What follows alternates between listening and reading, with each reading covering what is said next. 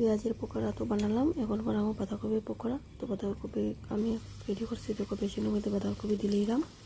তো একটু মরিচের গুঁড়ো, হলুদের গুঁড়ো, জিরের গুঁড়ো, লবণ দিব, দিয়ে বাঁধাকপিরে ভালোভাবে কচলাইয়া আমি এটারে সফটভাবে এটা মাখবো।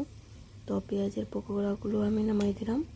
তো মিনি কিচেনে রান্না করতে সময় অনেক কিন্তু অসুবিধার মধ্যে আমরা পড়ি, যারা যারা মিনি কিচেনের মধ্যে রান্না করে তারা জানি। ছোট্ট এটার মধ্যে মাখা পড়তো অসুবিধা, তো অনেক কষ্ট করে ছোট্ট এটার মধ্যে মাখলাম। মাখিয়ে এখন আমি দিলাম। তো এখন দেখো আমি একটা হয়েছে আর একটা হয়েছে, একটু বড় বড় করে দিলেছি। তো দেওয়ার পরে আমি আগুন একদম কমাইয়া আমি ভাজাটা বানাইলাম, পকোড়াটা বানাইলাম। তো মিনি কিচেনের মধ্যে বহুত অসুবিধার মধ্যে আমরা পড়ি। যখন একটা পকোড়া সুন্দর হয়ে পড়ছে আর একটা পকোড়া থেকে তারা তারা হয়ে গেছে, মানে এটা গোল করার থেকে গোল আর হয়েছে না। তো কিছু করার নাই, কী করবো, আগুনের মধ্যে দিলেছি, কড়াইয়ের মধ্যে দিলেছি, কিছু করার নাই। তো এটা হয়ে গেছে, পেঁয়াজের পকোড়া হয়ে গেছে, বাঁধাকপির পকোড়াও হয়ে গেছে।